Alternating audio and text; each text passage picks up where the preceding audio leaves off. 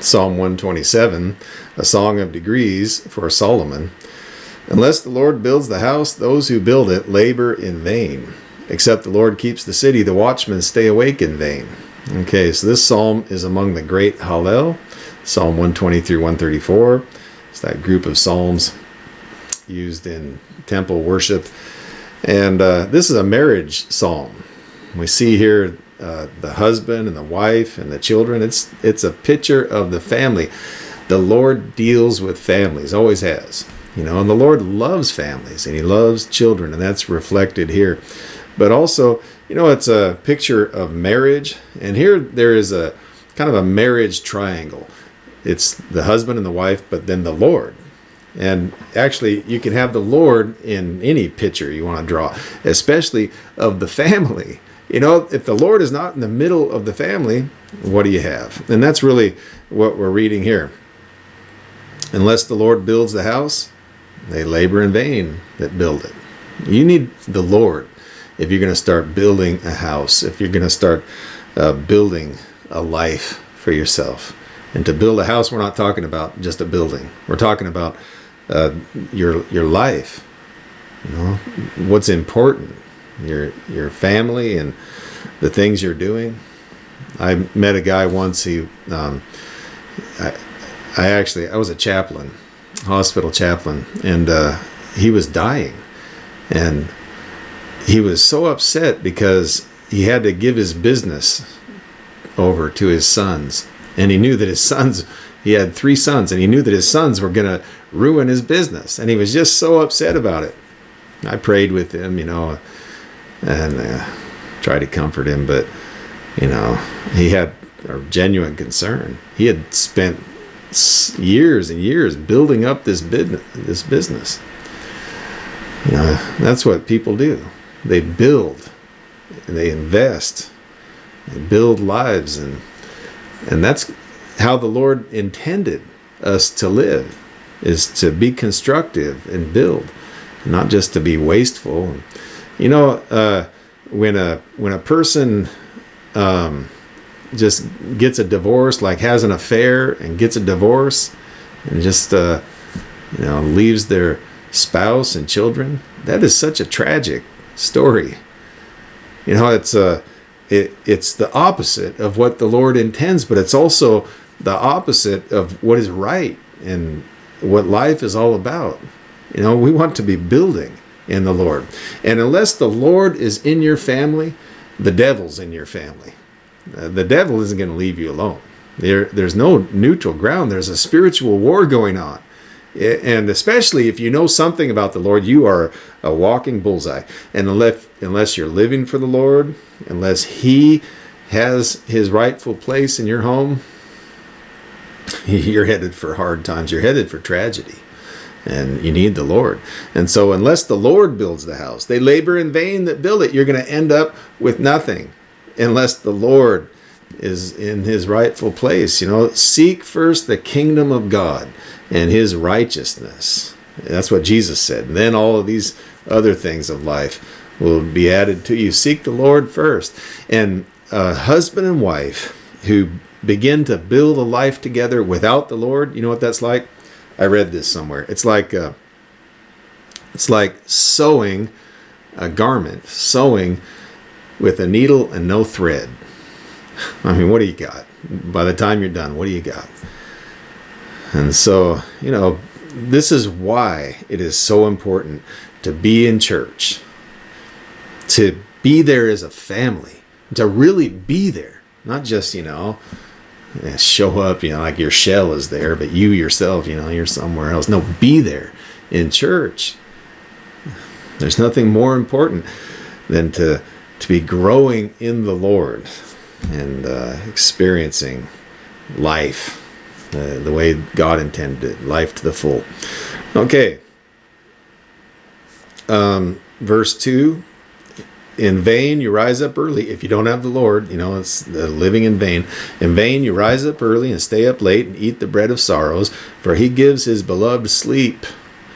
And the people of God, we have peace. Philippians chapter 4 Verse 7, we have peace that passes understanding. We have peace because we know that the Lord rules and reigns on high, but also in our lives, and we can give whatever troubles we have over to Him and trust Him and His grace and His mercy at work in our lives, in our families, in our children, in our business or whatever else. We can give it over to God. And when we do that and we receive that peace from God, you're not going to get that peace, that kind of peace. You're not going to get it anywhere else except from the Lord. But when you have that peace, the peace that passes understanding, you can rest, you can lay down and get a good night's sleep because you know the Lord and you put your trust in Him.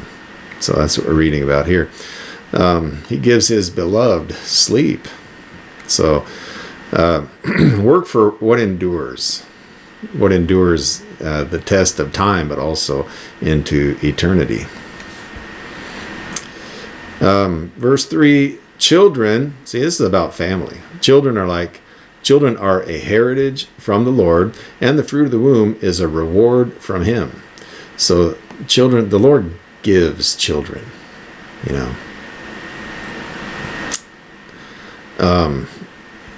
abortion is the worst sin of all of human history. You don't realize how bad it is. But of all of human history, from Adam and Eve until today, whenever it is you're listening to this, the sin of abortion is the worst. Think of all the millions of babies, precious little babies, treasures from God Himself, precious little people killed. The enemy is the one who kills babies. Satan loves to kill babies. God doesn't kill babies. He makes babies. Abortion is evil. But one of the main reasons why babies and human life is so precious, well, you see that reflected in passages like Genesis chapter 9, verse 6, but also in a passage like Malachi chapter 2, verse 15. You read there that the Lord has made the two one because of the godly offspring. And it's a reference toward Messiah, looking forward to the promise of God regarding Messiah, but there's so much more to it. Every family that lives for the Lord can have godly offspring, kids that grow up, or kids that have upon them the blessing of God. It's such a wonderful and precious treasure, and of a value that is so high. It's so much greater than we realize. So we need to guard our kids, not sacrifice our kids for convenience or whatever else. Okay, so children are a heritage from the Lord, and the fruit of the womb is a reward from Him. Try having a kid without God. The Lord makes them. Okay, so verse 4. As arrows in the hand of a warrior, so also are the children born in one's youth. Children grow up and they can defend what is right. And we need to teach our kids what is right.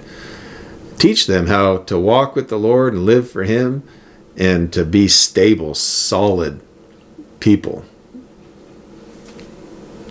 People that can make a community work. People that are valuable in a community. People that make great employees and good neighbors. People you can count on. People that are going to be there when hard times come. People that will stand next to you and defend your town when the enemy is coming over the hill. You need people like that. Blessed,